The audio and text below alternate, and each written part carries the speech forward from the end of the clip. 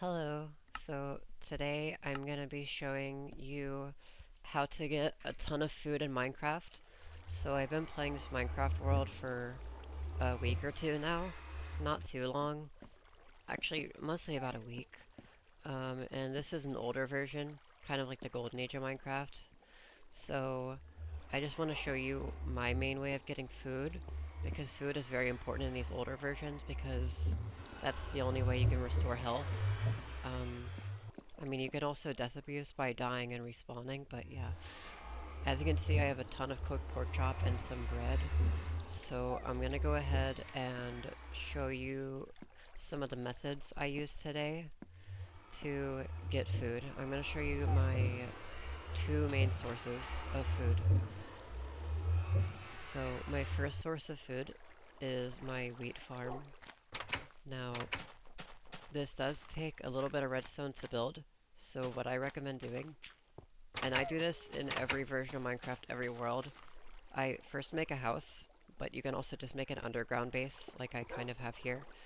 And so I have a bed I sleep in, because in this version you have to be completely safe and secluded from monsters while sleeping, otherwise a zombie wakes you up.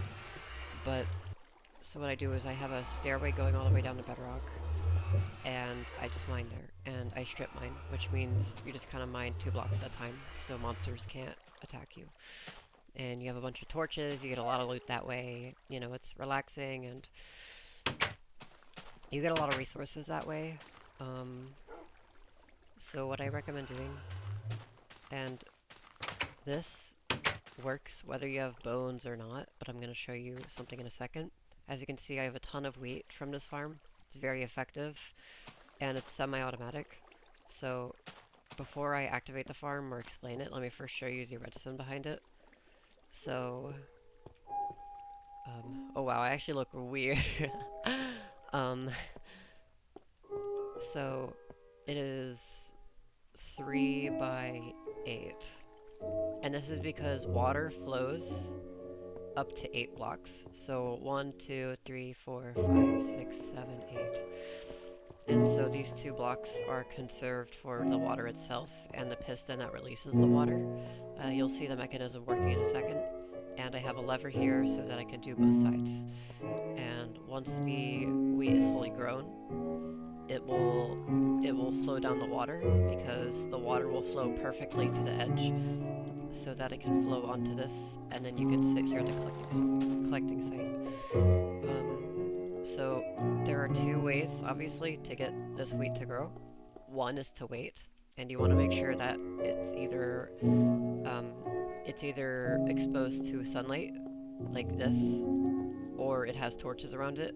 I personally recommend having torches around it, no matter even if it is exposed to sunlight, so that monsters don't spawn and like creepers, so they don't blow up your crops. But another thing I like to do is because farmland is not a full block, as you can see, I can look through this and like yeah, and I can kind of break that. um, I'll fix that in a moment. Actually, I'll fix that now. Because it's a half block, the game thinks that you're walking on. I think this is how it works. I watched a YouTube video on it. The game thinks that you're walking on the fence, and so you can't trample the crops, even if you jump on them, which is incredibly useful because, you know, you can get passive mobs and they can be annoying, and unfortunately, nothing can really stop it from a creeper blowing it up unless you cloak it in obsidian, which is more of a late game strategy. Um, Obviously, this world is not very advanced yet. I don't have much. Uh, so, yeah, and so, and as long as the chunks are loaded, it'll grow.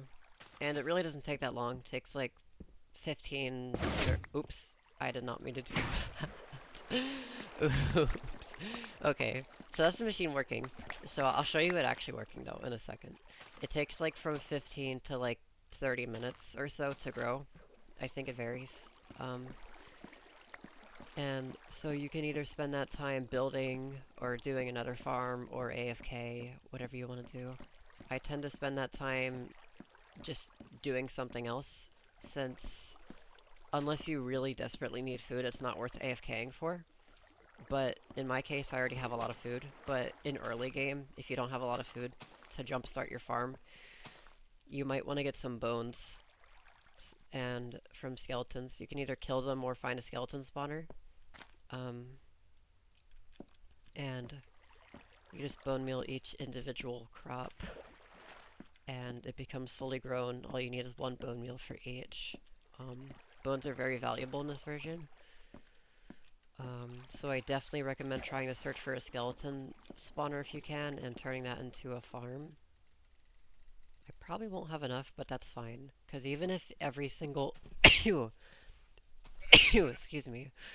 Even if every single piece of wheat doesn't grow, it's fine. You can still, like, use the farm. Because sometimes I'll have, like, 95% of it, like, grown, and it's like, you can just do the farm if you get impatient. Because I know sometimes you're, like, not in the mood to wait and you just kind of want to see it. So I'll just push the farm since I already have enough seeds to replace it. So, so what you want to do is you want to push the lever, and as you can see, it all flows down, and I'm not fully sure, but I think water may destroy farmland, so once you're done with that, you just want to turn that off, and you just want to let the wheat flow all the way down. And you get about a stack and a half of wheat from this. You're gonna see in a second. Gonna get about a stack and a half of wheat. Yep, stack and a half. I mean, this is a little less than a half, but this is like 84 pieces, basically 90. So you can make like 30 pieces of bread with this almost. And that's pretty good because you usually need like 3-4 pieces of bread.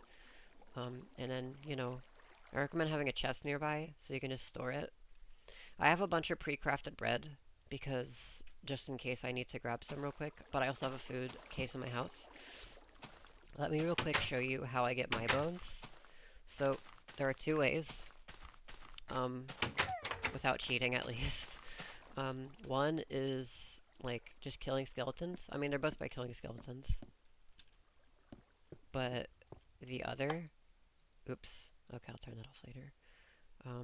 The other is AFK farming, which since XP doesn't really matter in this version, you can do that. So I will just go ahead and pause this real quick and show you what happens next. Okay, hello. So I recommend using a minecart to go around. What the heck? What happened to my hand? Okay, there we go. I recommend using a minecart to get around because it's faster. This is just stuff that I had in here. I'll put it in my inventory. But essentially, if I press F3, you can see the skeletons are going from the spawner.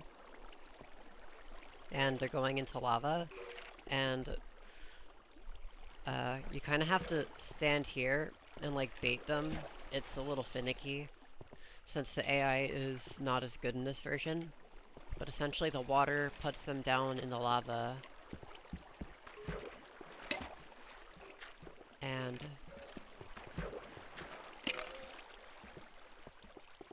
yeah, as you can see though,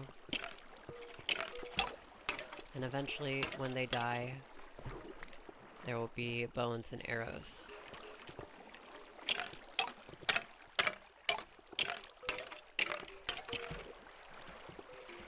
Sometimes they don't drop bones, but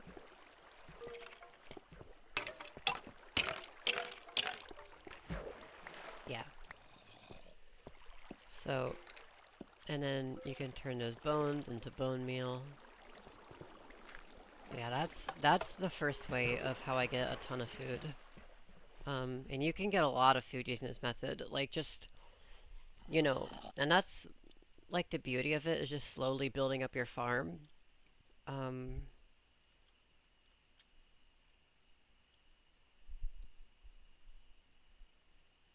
So that's one way of getting a ton of food. Let me just...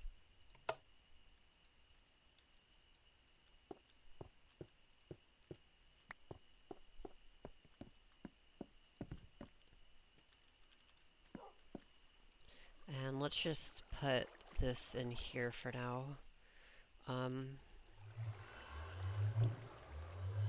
and I will show you my second main method of getting food, and you'll probably already guess what it is based off the netherrack in my inventory. But if not, then we are going to be going into the nether. So this is a bit of a mid or late game strategy, especially since the strategy I have right now isn't the most maximized. Yeah, these are just kind of my miscellaneous chests. But the only thing you really need is a pickaxe and some cobble. The cobble's optional, but I highly recommend it because ghasts can be really annoying. And they can't destroy cobble.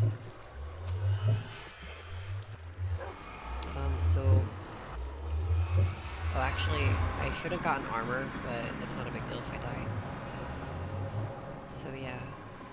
So I kind of have a stairway leading down.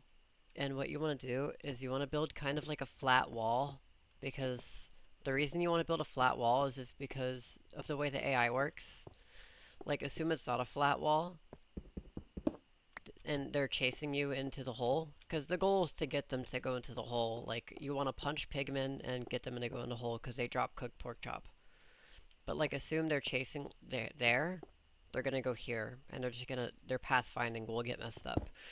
So that's why I have blocks here. And these trapdoors, you can make a bigger hole if you want, but this is just kind of like it's a bit messy because I was mainly focused on making it just like functional. I don't know. I wasn't focused on making it look pretty, just functional.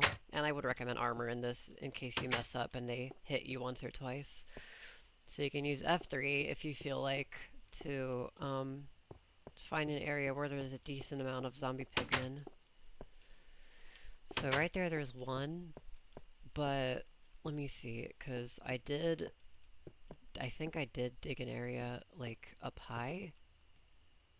There's no zombie pigmen over here, so you might have to seek them out.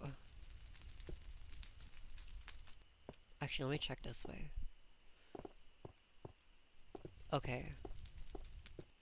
I think... Are those zombie pigmen? Okay. I'm gonna go back to the previous area then. But yeah, just be careful when traversing the nether. Always watch your step. There's gonna be fire and stuff. But, you know, if you build a safe spot with a bunch of cobble, you should be fine. There's honestly not too many threats besides ghasts and the pigmen themselves. So, what you want to do is get within their aggro radius, and then just hit them. And then basically what you want to do is just run away from them, lead them into the trap like that, and then they can't do anything. And then you're free to get your sword and just kill them off. And this time they didn't drop me, but after you hit one pigman, a lot of them aggro after you, so you only need to hit them once. Yeah, like these pigmen over here. Oh, and this one. Let me see, he'll probably chase after me. Actually, here, let me get a lot of them to chase after me. I might die doing this, and if I die, then it's fine. But like, so there's a lot of pigmen here. So I'm just gonna punch this guy. Now I have 3 of them chasing me. So they can't run just like you can't run, so... I did actually lose them. You want to make sure they stay aggroed. And honestly, you could just kill them if you're strong enough. But if you're like really weak and you're scared of dying, then, you know, just get them to go in the hole and they really can't do anything. And then I'll get this guy to do the same thing. Yep. Just follow me to the hole, buddy. And they just walk right in. You don't even need the trapdoor. And there we go, I got a piece of pork chop. You're probably better off building a passive mob farm, but it takes a while for the grass to grow. There are some other videos on YouTube for that. But yeah, you could just go around, you know, killing them, but yeah. Let me just take some damage in this lava real quick. I don't want to die. There we go. See, you take take a bunch of damage. Just right click, and it gives you 4 hearts. The best food and item, according to my friends, you burn for a while, but I don't have armor on, so as soon as I stop burning... Oh my gosh. What the heck? You burn for so long. Wait, what the heck? Why am I burning?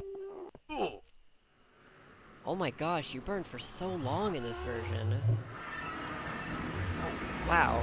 But yeah, you know, you just get your quick pork chop and you right click and look, I'm back to full health, no problem. No harm, no foul. And you know, whatever pork chop you want to just hold on to, I usually hold on to like 4 to 6 pieces at a time. Or bread. And they can't stack, so I definitely think the cooked pork chop method is a bit better, but it is a little slower. So if you just want consistency, then go for the wheat farm. But if you want better food, then go for the cooked pork chop method. But yeah, I hope this video helped you, and if it did, be sure to leave a like and subscribe. And that being said, I will see you guys next time. Bye bye!